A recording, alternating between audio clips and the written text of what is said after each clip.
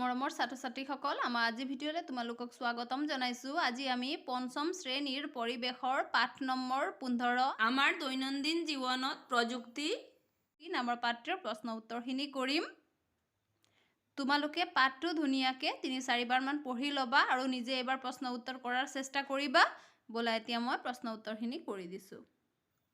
চোৱা, 1 নম্বৰ উত্তৰ লিখা বুলি আমাক ইয়াত কেইটামান প্ৰশ্ন দিয়া আছে। এতিয়া আমি এই প্ৰশ্নখিনিৰ উত্তৰ কৰিম। চোৱা, 1 নম্বৰৰ ক প্ৰশ্ন দিয়া আছে, পাৱাৰ টিলাৰ কি? আমি উত্তৰ লিখিছোঁ, পাৱাৰ টিলাৰ মানে হৈছে যন্ত্ৰচালিত নাঙল যাৰ সহায়ত কৃষকে কম পৰিশ্ৰমত আৰু কম সময়ত কৃষি কৰ্ম সম্পাদন কৰিব পাৰে। এতিয়া খ চোৱা, শীতল ভঁৰাল কি? উত্তৰ, শাক-পাচলি, ফল-মূল আদি সোনকালে নষ্ট হ'ব পৰা খাদ্য সামগ্ৰী বহু দিনলৈ সংৰক্ষণ কৰিব পৰা ৰেফ্ৰিজাৰেটৰযুক্ত ডাঙৰ কোঠা বা ঘৰক শীতল ভঁৰাল বোলা হয়। গ চোৱা, কেক আৰু বিস্কুট প্ৰস্তুত কৰিবলৈ কি ৰন্ধন সঁজুলি ব্যৱহাৰ কৰা হয়? উত্তৰ, কেক আৰু বিস্কুট প্ৰস্তুত কৰিবলৈ মাইক্ৰৱেভ অভেন ব্যৱহাৰ কৰা হয়। ঘ চোৱা, কম্পিউটাৰত কি কি কাম কৰা হয়? উত্তৰ, কম্পিউটাৰত আমি লিখিব পাৰোঁ, ছবি আঁকিব পাৰোঁ, অংক কৰিব পাৰোঁ, খেল খেলিব পাৰোঁ, গান শুনিব পাৰোঁ, চিনেমা চাব পাৰোঁ, তথ্য সংৰক্ষণ কৰিব পাৰোঁ। ঙ চোৱা, প্ৰযুক্তিৰ সহায়ত বিজুলী বিল কেনেকৈ পৰিশোধ কৰিব পাৰি? উত্তৰ, প্ৰযুক্তিৰ সহায়ত মোবাইল, কম্পিউটাৰ আদিত ইণ্টাৰনেট সংযোগ কৰি ঘৰত বহিয়েই বিজুলী বিল পৰিশোধ কৰিব পাৰি। এতিয়া চোৱা, 2 ক অংশৰ লগত খ অংশ মিলোৱা। এতিয়া চোৱা, আমি ক অংশৰ লগত এইটো খ অংশ মিলাব লাগিব। এতিয়া চোৱা, কিবৰ্ড। এতিয়া কিবৰ্ডত আমি লিখিম, লিখিত আকাৰে নিৰ্দেশ পঠিয়াব পাৰি। আমি এইটো ইয়াত মিলাম। এইটো চোৱা, আমি এইটো ইয়াত মিলাইছোঁ। মাউচ। এতিয়া আমি মাউচৰটো লিখিম, মনিটৰত থকা কথাবোৰ নিয়ন্ত্ৰণ কৰি কাম কৰিব পাৰি। মাউচ আমি ইয়াত মিলাম। চোৱা, মাউচ আমি ইয়াত মিলাইছোঁ। এতিয়া CPU। নিৰ্দেশ দিয়া কামবোৰ কৰে আৰু সংৰক্ষণ কৰি ৰাখে। CPUটো আমি ইয়াত মিলাম। CPU আমি ইয়াত মিলাইছোঁ। এতিয়া চোৱা, মনিটৰ। মনিটৰ কৰা কামখিনি আৰু কামৰ ফলাফল দেখা পাওঁ। তোমালোকে এইটো ধুনীয়াকৈ মিলাই ল'বা।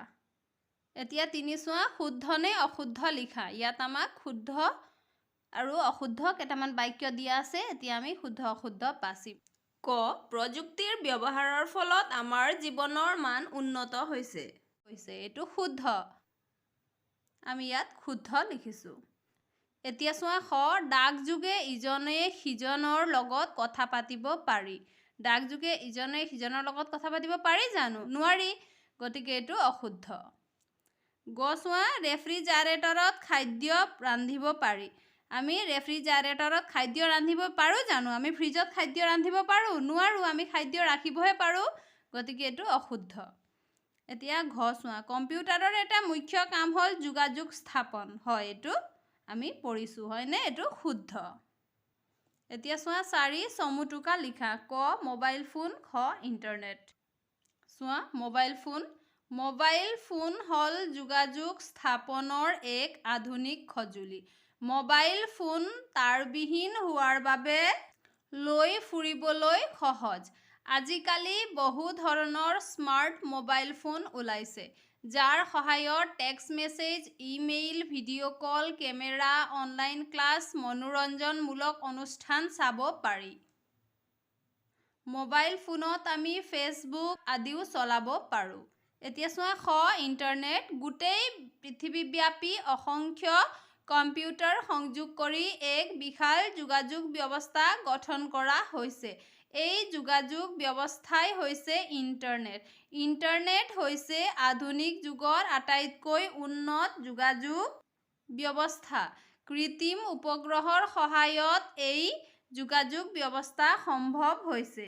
ইণ্টাৰনেট সংযোগ কৰি আমি কম্পিউটাৰ, মোবাইল ফোন আদিত দেশ-বিদেশৰ খবৰ পাব পাৰোঁ, বিভিন্ন তথ্য পাব পাৰোঁ, ৰেল, বিমান আদিৰ টিকট সংগ্ৰহ কৰিব পাৰোঁ, তাৰোপৰি ঘৰত বহিয়েই বিদ্যুৎ মাচুল পৰিশোধ কৰিব পাৰোঁ।